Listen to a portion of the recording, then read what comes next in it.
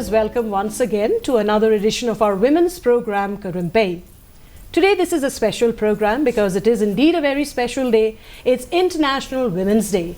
Well, as we all know that every year on 8th of March, it is a day dedicated and kept aside absolutely for women, to celebrate women, to recognize the achievements that she has made over the years, but at the same time to also once again talk about the changes that needs and requires when it comes to her development and her growth.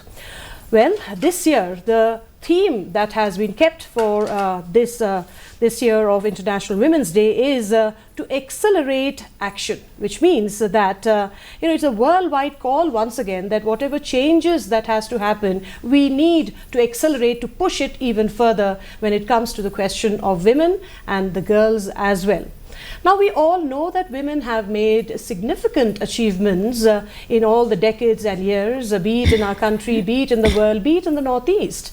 But despite all these significant achievements that women have been making, well, we also hear of so many times the violence that is still perpetrated against her, the injustice, the inequality, the gender inequality that exists especially, and in the workplace too, the health issues, the health concerns, and of course the mindset of the people that needs to change, which definitely impacts her growth and her development.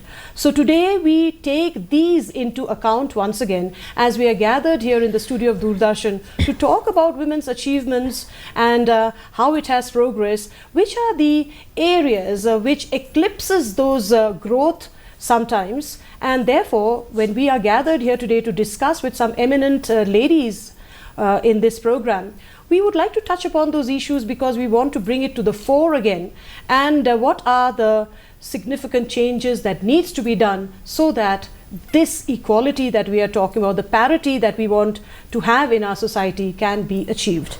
To talk about all these and much more, I'm being joined by a very eminent panel here, and these ladies are from different walks of life. Most of them are social workers contributing significantly to the society and etc. at large. I have next to me Hasina Karbi. Now, Hasina Karbi is the founder of Impulse NGO Network. We are also being joined by Mayfureen Rintathyang. She is a social worker and the president of Grassroot and NGO. We are also being joined by Shannon Massar. She is the director of Faith Foundation. Now, as I said, all of them are working in their respective fields for the girls, for the women, etc. So I heartily welcome each one of you today on this very special occasion that is on International Women's Day. Firstly, I would like to wish you all a very happy Women's Day. Same to you, Mosh. Same to you. Same Thank to you so much. It's lovely to have you ladies here, really, and after a long time, I think some of us have met. So it's all the more pleasure. Now, as I said, right in the beginning, that women have achieved, we have come a long way, right? I mean, despite the negativities, despite the so many news that we hear, which may not be very productive, yet women have come a long way. Hasina, take us quickly into those kinds of achievements you feel that women have come and we have really crossed the road quite ahead. I think if we're looking into how women has crossed the road, let's get into the Northeast. Let's start with Northeast, from where we come from. Sports has always been at the topmost, where you have seen many of the sports people, especially women, have thrived from nook and corner. Look at Rima, from Assam. I mean, these are significantly that no matter how the nook and corner of the world, women are thriving. And I think technology is one aspect that we really need to celebrate, because it's showing the success of these women. It's being able to be celebrated. Then when we look back at economic, I think we've had a lot of tremendous economic businesses, entrepreneurs coming out of the region as well. And we are seeing that we're having more startup, we're having more businesses, and women are no longer staying behind, but they're also thriving to put their passion forward and engaging themselves into what they love and more productively, right, and bringing right. economic into it. So Right, absolutely. I can't agree with you more. Would you agree to that, Mayfriend? Because you both, all of you, in fact, are working at the grassroots. In the grassroots level, maybe in the urban areas, things are a bit different to what the grassroots area or in the rural areas are. However, as Hasina said, that women are now raring to go. Nobody is really, no holds barred, literally. As far as women are concerned, that is very true. We have become more fearless to pursue what we wanted to pursue. But I must say that this being said today, that we are sitting here, all the four of us rather, we are sitting here, it's all because of the many struggles that other women have fought for us, and that's why we're here. That's why we're owning this space. It's like histories and histories of women, have fought for us to be here, and we're still continuing to fight for that space, irrespective of how fearless we have become, because society still do not, I would say, still do not accept that women can excel.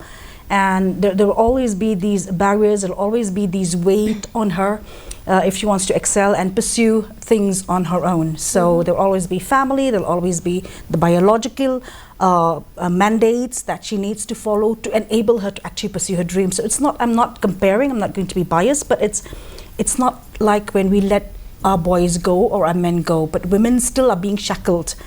Fearless but shackled. It's a paradox of what women are today, and we are here also today not just because we own this space and we have earned this space, but it's also because we fought our way to be here. Right. So that's why we're here. Absolutely. I mean, going back into the pages of history, it hasn't never been easy. Women were the last ones, in fact, to get the voting rights.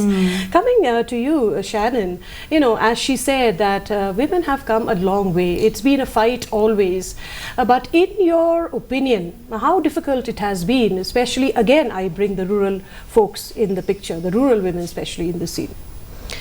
See, I think I agree with what Kong Hasina and Kong May has shared. But when we're looking at the reality, I think that it really depends on the kind of privileges we also have as women. Like if we're talking about having a supportive family, if let's say we are educated, we have avenues that we can actually reach out to, we have that support system, that kind of propels us, to that place wherein we can say we're there. And of course, again, we still need to fight for the spaces. And then looking at rural women, I think there's a lot of other struggles as well. But not to say that to say that we do not acknowledge their contribution to economy, their contribution to family, right? Their contribution to the community, for that matter. But I think we still have a long way. I mean, there's a lot more that we still have to I mean, nobody will deny this, that women's contribution has always been very, very significant, right? I mean, a man today is being able to work outside at peace because a woman at home is taking care of the hearth, the home, the children, and so much more. We are so easy to judge a woman saying that, what are you doing at home, really? Hasina, a quick word on this? Well, I think the home management, let's just work into this modern languages, right? Home management, where the woman takes care of every aspect of a home, it's completely a full-time career. And by and large, I think sometime when we are women like us sitting here, we have been able to, manage that aspect, right? But over and large, we are managing because we have help. And I think still being in Asia, the help support services has helped women like all of us to be out there doing what we like to do and the passionate work that we do, especially when women have families. But by and large, I think women at home are also really managing not just the financial, the home, the children, creating and curating every aspect of the needs. So I think that needs to be acknowledged as well. Absolutely. So when somebody takes the decision of being a mother, that doesn't really mean that the person has given up everything that she likes in life. There are people who have done it because they love to do it. But in the context of today's world, I think the financial, is also an issue that both women and men has to work to be able to take care of the family, and that's where the struggle is also, especially in nuclear families at the moment. Right. So we also have to take that balance and look at from different perspective of women's and their role and how they manage themselves. Yeah, because recently somebody had pointed out that who has decided women's roles? Our role is very, very, like laid in boxes, right? We have been slotted, literally, that women's role are in the home, taking care of children, cooking for the house. Who has decided, So there shows the mindset. Now, when I bring in the whole idea or the whole gamut of the mindset change that we are looking forward to, Mayfreen, how do you look into it? Because even in this society here, women are shouldering a lot of responsibility, right? I mean, it might be a matrilineal society and we say that she is very empowered, but in reality, is it really so? In reality, like you rightly said, Moshmi, it's all in the mindset, and how society have changed us. It took for us too, sitting here, a long time to actually unlearn what we've learned, what we were taught when we were younger, when we were children, when we were girls.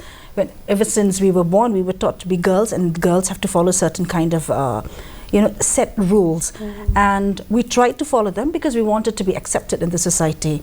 But move out of it, the acceptance become very limited again. So the mindset, the societal mindset has not changed as far as women are concerned. Very few progressive people only have changed their mindset. This is also in in continuation of the conversation we had about and on rural women. The mindsets we have of and on rural women would always be, oh, these poor rural women, and we always compare them as somebody who can't read and can't speak English like we do. But we never acknowledge the wisdom that they have on the climate action that they've been taking since time immemorial, which you have not contributed at all. We've contributed more to, because we call ourselves modern urban women. So we think that we know global warming, but we're not doing anything to mitigate that. But in fact, rural women are contributing to climate mitigation. So can we also talk about this, when we talk about women, and not just those who have achieved so much, but those are contributing from the field and actually also changing the world and the environment. But then, as I said, women have such limited choices also, don't you think, Shannon? Because even in this context, in our state, do the women of this place have the choice? Do they decide for themselves, or is somebody else deciding for them? Let's take a very small example, the number of children, for instance, and that really impairs and affects our health. The number of children is not decided by the woman. How do you look into this, and what are some of the other areas really when it comes to the state of Meghalaya that women are not having the choice of their own and they don't decide for themselves, you feel? So choice, I think, is one thing that probably, which rightfully said by you, but again at the same time I think it's the construction of the society, of our roles. So if, for example, if we say that gender roles in terms of a woman is to be a mother, and so you're conditioned to think that yes, I want to be a mother, and let's say I should have as many children as I think I should have, or maybe even if I don't. But it's the conditioning that comes with the construction of the roles of who we should be and what we should be and what our roles are. And I think, so there's the whole thing of social conditioning. I think the conversation that we've been having is that I think even we as women, even if we say that we do not, let's say I'm just saying I don't want to have many children, but I'm conditioned, so then again, so it's a very thin line and a very gray line, and then I think for us individuals and women is to be able to really understand whether that really is social conditioning.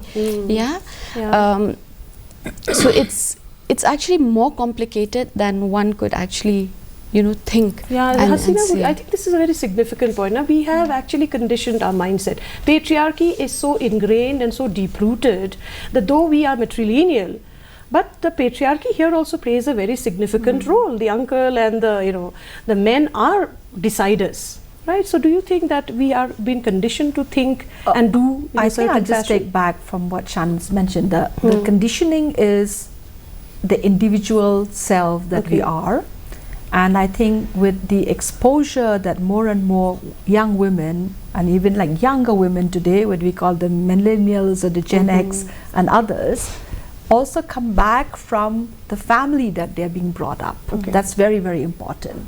How progressive that family is. Now, looking at matrilineal or patriarchal, if you're looking at the changing norms of how you're being conditioned, has a lot to do with the parents of the children, how they're being brought up, how they're being exposed to life, how they have been communicated much more. So that trend is coming up very, very much every day at this moment. And that conditioning is something that unless until you have a progressive family, so when I use the word progressive family, it has to be both the mother and the father. But there's sometimes, even if the father is progressive, the mother is conditioning because her life or her upbringing was never been free, you know. So that is also one aspect of how the next world or the next generation is going to be like. So conditioning is one aspect that determines a matrilineal society or a patriarchal society. And coming back to our own society at large, I think the way we have been very comfortable, I'll use the word comfortable, the way we feel we have everything around us, I think that has been a very natural process that a lot of women have just taken it. They didn't never want to excel or ask for it or, you know, get out of that conditioning. It's like, it's okay, it's part of life. This is how family are brought up, right? So I think it's time for women to also make that changes, to recognize it, first themselves, that the world is changing, the whole atmosphere of the new generation is changing. So you need to also be able to embrace that and say, let's giving the next generation something that they don't condition themselves. They're much more progressive. So I think education, exposure, or when people go to schools and colleges, I think these kind of discussions as part of either curriculum or, you know, part of discussion, awareness is so important. So important, yeah. When we are talking about empowerment, any kind of empowerment, be it economic or social or whatever, I think education plays a key role, isn't it? And yet, Mayfarine, in the rural areas, girls are the ones who are actually who are dropping out more than the boys. I think that's, as far as when we talk of gender, yes, girls drop out more because number one, they have to help in the family, for example, you know, to put it in a very plain manner. But also there's another part that we need to look at is a system, you know, the systematic change that we also need to embolden in a system, in a political system, I'm just saying, where schools are actually given, are giving like the free choice to also girls and women, you know, create something more creative where girls can also attend school and also have an educational system, like a functional educational system, not just a school building where the building is there but there are no children at all, be it boys or be it girls. So for us to actually talk of education, both in the rural and the urban for that matter, in the urban we are lucky because we have convent schools, so that's why we are educated as much as some of us are. But then in the rural areas where these schools are not, for example, are not present and are not affordable. So it's quite challenging, you know, for actually girls to attend school where they just learn how to write A, B, and C, where there's no creativity at all to expand and to explore, you know, their avenues and their creativity. So we need to look at these systems also that that kind of withhold a woman or a girl to actually bring out the best in her. In her, absolutely. I think it goes in both ways, both the boys and the girls too. But then when we are talking about bringing in change, who should bring the change? We said that women themselves should change, that is fine, but we live in a society. How about a man also changing his perspective? And, you know, so don't you think that a man also now should bring about that mindset change? You know, because at the end of the day, I think all women want is equality, parity, you know, because we want the world to look at us that we are also equally capable of doing. Most of the times, though in certain cases maybe we might be a little biologically a little bit behind, but we have seen that women have excelled in every facet and every field. So when we are taking up this theme called Accelerate Action, now what kind of acceleration in action do you think is required, Shannon?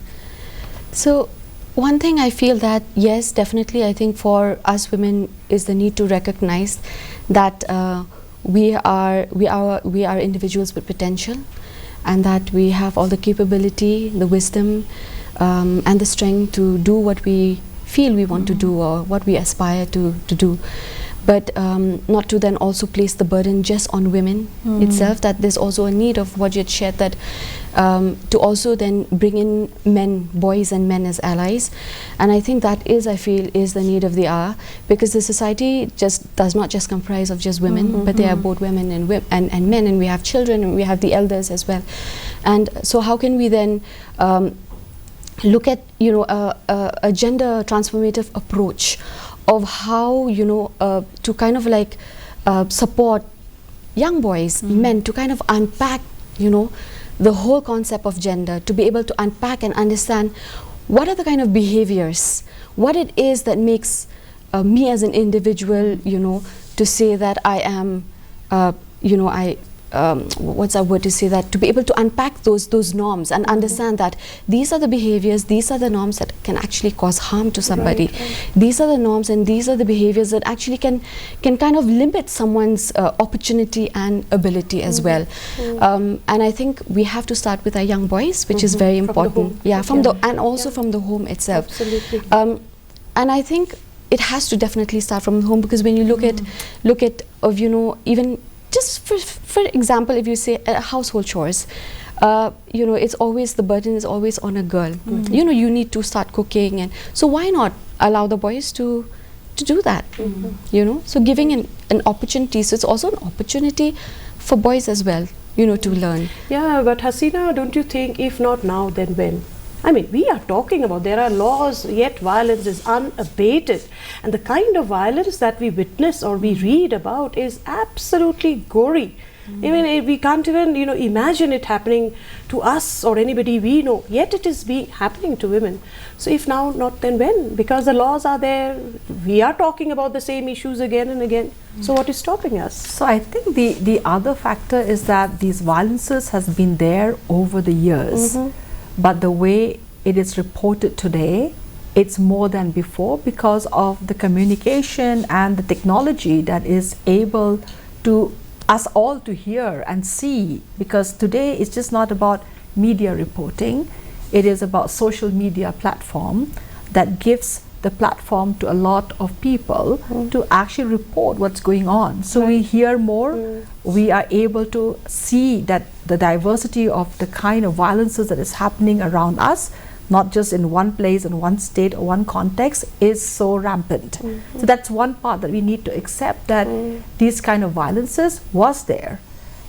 It was there. I mean, if I go back to myself working 37 years now in the organization that I represent as a founder, we didn't have technology that was able, you know, we had to do press releases, we had to, you know, we have to talk about social issue in a newspaper. DDK started, right? That is well taken, Hasina. But then, Mayfreen, why would a child, a 5-year-old child, need 18 stitches in a private part in this year, 2025?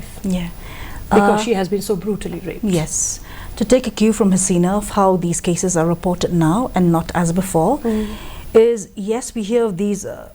I mean, I still shudder to also imagine, you know, the kind of atrocities that is being inflicted on women and girls as young as 5 or 2 years old.